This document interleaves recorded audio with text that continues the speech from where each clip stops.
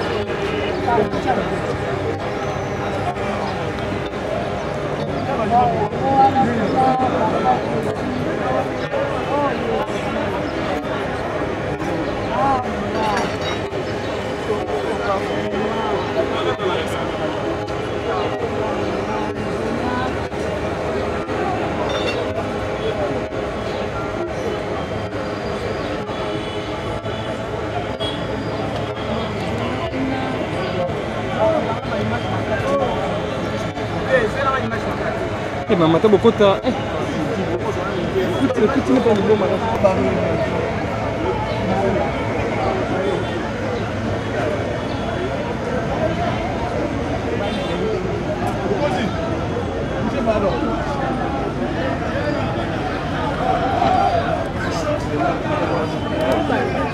Attention à Sima.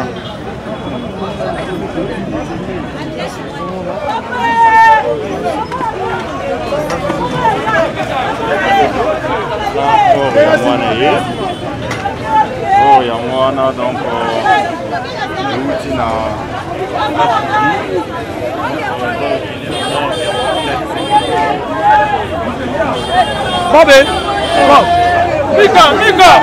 Mika.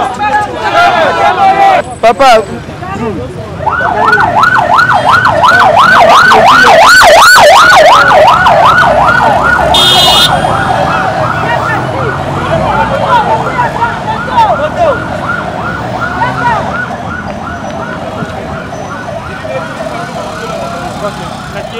Chez nous, nos abonnés de Concept TV, Mbote bonjour, ça ne pas Herbozora vraiment tant libaku ya kolanda ba émission na bino, kolanda ba actualité, ba news ming na temps réel.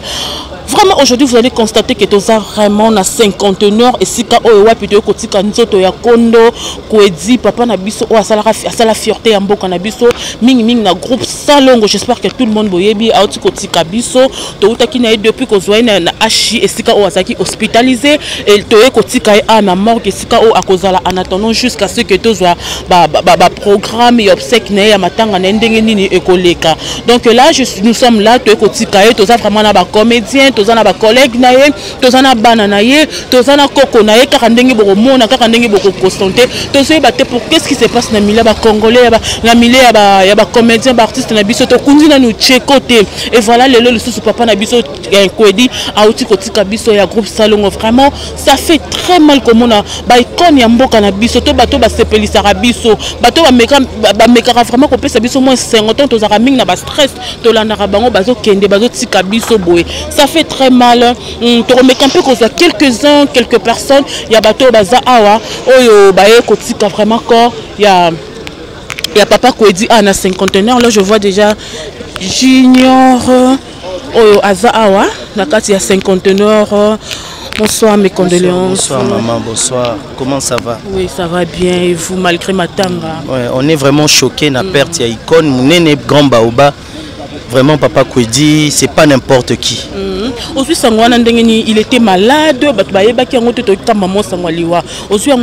Non, yoka ki que lobby na mona na réseaux sociaux batubatia ki kasa ki crise, il paraît makile mataketi na mutu azana coma, AVC, des trucs comme ça. Mais na yoka que azaki na ndaku na bureau na ya sala na ndaku, un moment a sali crise na bureau. Mutu atie mutu likola ya mesa bureau nae et puis moi sner moko ndaye otala boye amonye na état wana sinande lelo komi ya benda boyezonga boye mais quoi dire paix à son âme avant wana tiboyoka boye boyoka ki moi maladie te eloko te karambala moko boye nandaku non nga yebi kaka o na mona na ba réseaux sociaux que papa salaki crise mais nga ces derniers temps na kutana na nga na mona ye na baba nounou on se voit, que c'est vrai qu'il a pris de l'âge, mais il résistait quand même. Voilà. Tout le monde qui ose les souvenirs vraiment, nayo qui passe parce que na avenue qui les Mexicains na Botama Papa Kwedi famille nae et Zaki pe na même avenue Trésor un des amis azana moi na famille Papa Kwedi on a colinae ami d'enfance nanga. Papa Kwedi azai camarade ba noko nanga itso to kutanya bando tu nanga boni noko no boy. Ayebaki maman nanga ayebaki amemanga pe na bomwana donc nazo tala kutu ba groupe salon trop mikolo na YouTube na yo mona salinga vraiment passe na kokate salinga vraiment passe makasi Junior bozo kufa trop barter bozo non to kundi chekote lelo lisusu Papa Kwedi atiki biso cheko pe je crois que aza awa Junior eza nini donc le belo msute paix à son âme paix à son âme. Merci. Courage vraiment. Merci. Voilà, vous comprenez que ça passe si ça fait vraiment mal comme on a vraiment battu. Hein? Tout ça a vraiment la cinquantenaire. Voilà. On est là na cinquantenaire. Tous on a des artistes, tous on a des comédiens, tous on a des vraiment des sala avant et après. Donc pour nous raconter la papa na biso Kwedi a vraiment un jeune artiste Bolimbisa. Bonsoir. Bonsoir maman. Tout le monde dit nous na cinquantenaire awa mes condoléances nanu. Merci beaucoup. Donc vous voyez juste parce que vient na biso père na biso ko na biso adaé. Donc tous on a pas parlé intégration même donner ça là tout ça obligé au kata. Pour toi assister à un débat au côté après tous on na biso. La faudra bozo kufa trop Papa Kwedi a kufi atiki biso peut-être ya kola ki metcheko to yebi ke ye bachela ki poison azape anon ba kunziete lelo lisusu Papa Kwedi a kufi eza nini. Na capacité o yebate pourquoi tozo kufa trop voilà na capacité on a ti nzambe na yebi na bato ba obuma bande ba yebi kine na obulena obuma kingandi de no obuma kingandi. Affaire poison. Mais affaire poison, on a biso to se retirer na biso to ebine ko vana ba comédien to lingani technique ma beza trop même pas ko di to longoli po ya kufi. Ya kufi na malade. Mais de ko na biso cheko. Si baba dit ba bato lo ba mpazim ta bomie. Donc voilà, c'est muta bomie. Pour lui so ninga kufi bo so eza muto ba ke muta bomie. Moi blore bimaka na se on en réalité so landé on peut des fois ça rappelle vrai. Mais pas ko di tout monde qui est crise et kati musisa et puis voilà via ke. Mais ya cheko matono to yebi ke baba ki ba tira ke poison.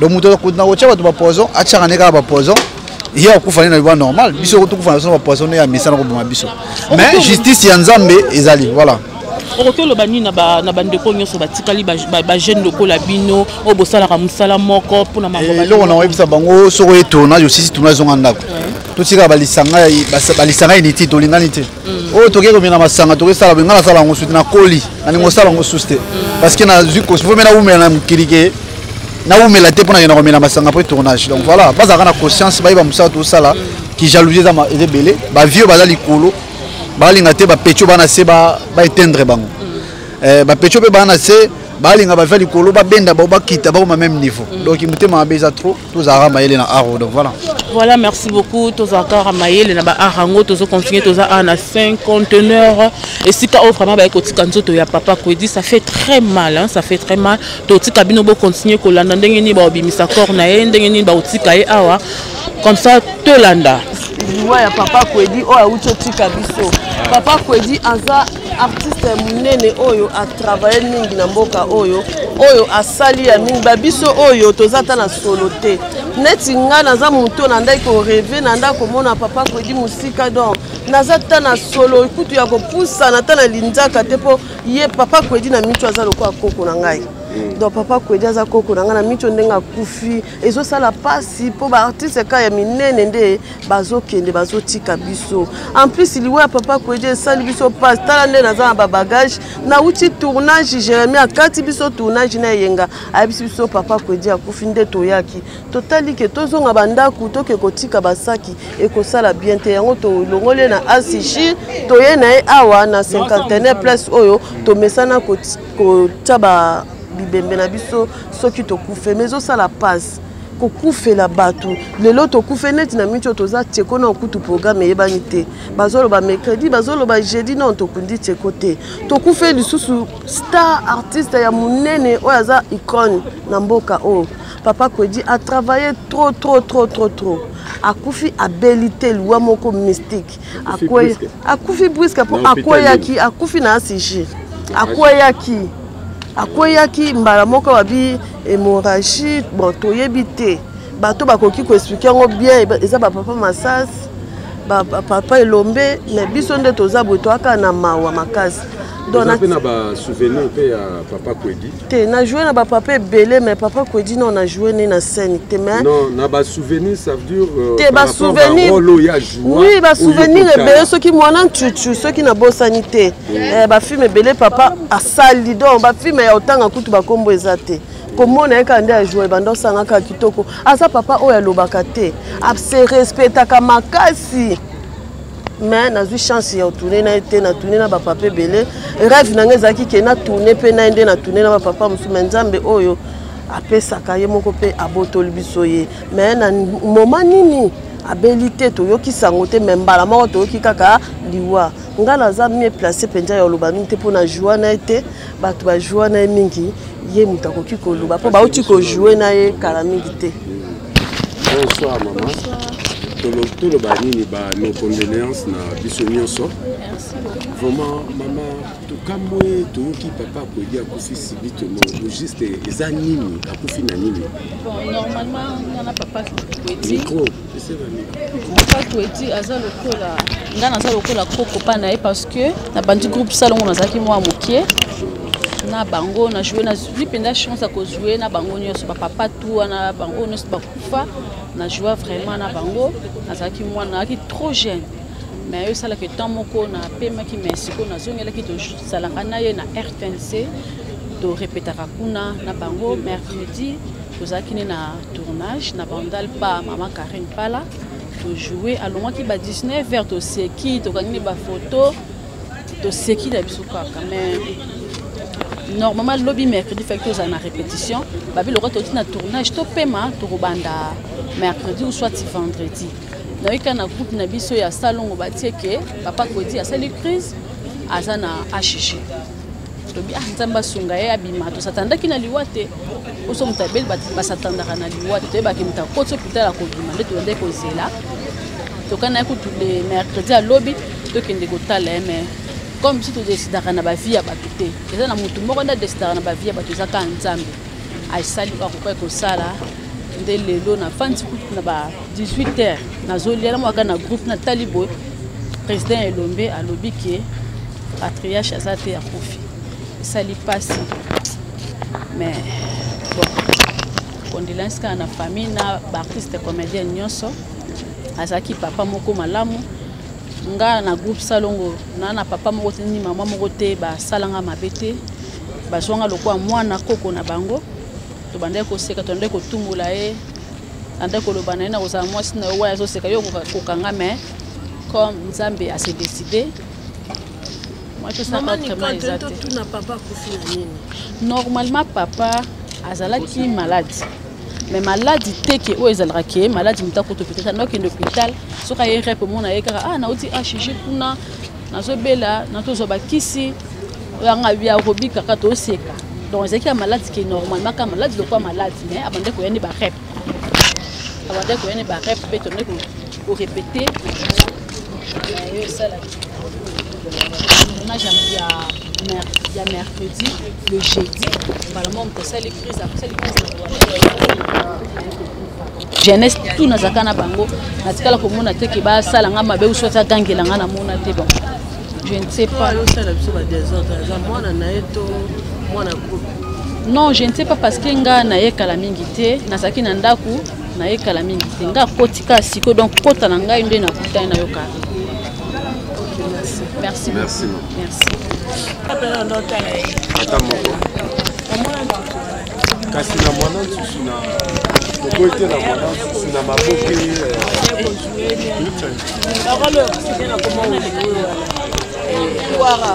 kiwara wana donc biloko emarka oyo yango wana amarkanga ebele papa Kwedi aza ya génération nyonso azalaka bien na biso alobaka te asekala ne kaka donc c'est ça tolelaka papa malgré cheko na tokunzi ete papa ya liwa tosandeni donc tomesa nango tosani nzambe moko ayebi bosiko tosani baolobani cheko na tokunzi ete mélodie akokisi pas même une année bon tosani papa nayebi te na balobi na biso kia koyaki kaka bon ndeka toyoka.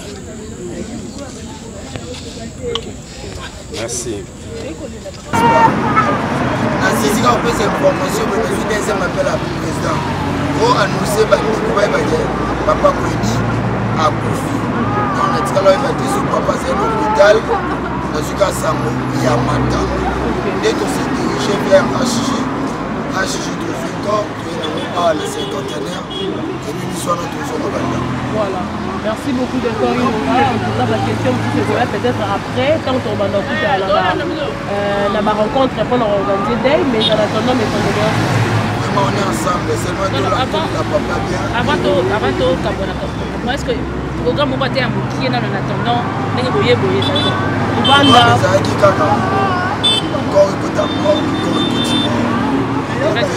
les restes, peut-être déjà le lobby, de quoi tout ça na domicile na ye nde toyeba makambo ndenge évolue parce que papa aza icône papa aza modèle ino batibele aza école c'est-à-dire au moins temps ya koobserve puis ya koobserve bamodèle nyonso ye kopermettre seke tolela papa na bacondition bakolela star mais aussi artiste.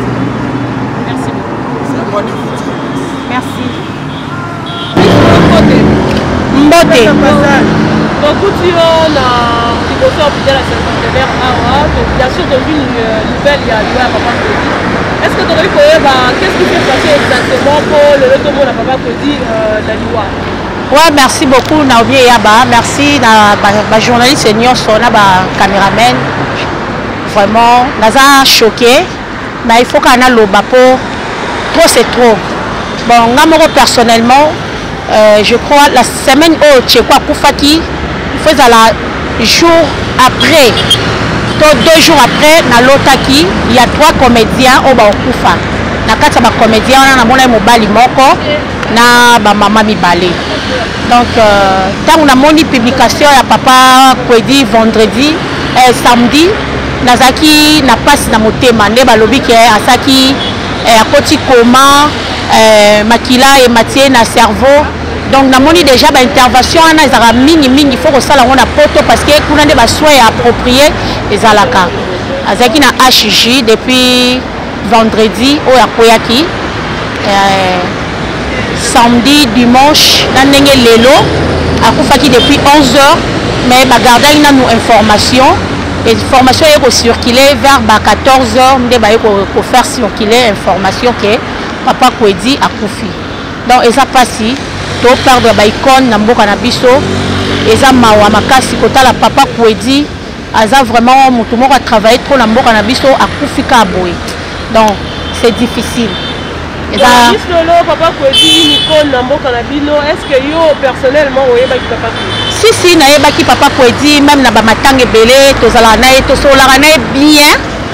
Même na barré na butu soneti na outil tournage il y a pas outil musala to kutana na mingi na re na biso ya quartier 1 parce que ngana to kenda nzela moko ye akitaka na poma tete ngana continuer ka changu to za na bio mona to mati transport moko na kiti boy ma fille na futi pona yo. Donc c'est un papa bien. Malheureusement na zo chance ya retourner na été parce que il y a tourné mingi bebelo à RTNT ngala tourna nga mingi mingi banzonzi nazwa chance vraiment ya tourner na papa Kwedi mazaki papa moko wa markanga na monde art donc azaki gentil na mutu nyonso ayebi na yende bazwa problème na batute na oye basusu dernière fois to va na matanga match ya machako to va na ngana ya vandi bo ngana vandi bo to solola donc père son âme ezanzela na biso nyonso mais passe makasi passe Solo tomoni awa oui matanga oui programme ezan ndenge nini est-ce que programme moko déjà ezan en vue ou bien ezan ndenge nini non programme nanu ba sali programme te mais je crois que ba comédien ba se rassembler lobby et panaye na pour matete wana ko kitana seboye ba comédien ba ozala wana mais mingi to kuta ba groupe WhatsApp ba tindi la biso ba programme nyonso tout. Pour l'instant, en tout cas, bateau ba Hollanda, biso na matanga, ba baza besoin ba lela, ba ke ne pas na na debonom donc. Mais vous avez déjà matanga toujours morgue, ah ouais, cinquantenaire. Te ah, cheko za morgue kan kokolo. Aza cinquantenaire te. Jour ba yaka ba cha cheko ah, place ezala kité. Le roi fa pe ba 3 heures, nde ba ba na kan kokolo ba 5 heures. Mais pour une fois, Miss Lolo linga matanga, télé to mona matanga papa Kwedi. Oh aza papa la ngai. Donc nde na zaboye na lobai la matanga na ozala. Na obanga mutute pona bomi mutute. Na otambola, oh naza citoyenne congolaise, il faut na tambola pona na ba droit na nga na kati ya pays na nga. Naza na problème na l'état te, na problème na ba na problème na ba fille à YouTube, na ba garçon à YouTube. Donc so na matanga to bunda et ça peut pas bien. Mais nga na ebitumba te, na eko lela pa Kwedi. Ndenge na eko lela président Tcheko. Donc oh ya pe na ndenge loma ke Miss Lolo aye matanga po aya na ndenge lo yenge pe to okutana ngo. Ko nga pe na mutatembe.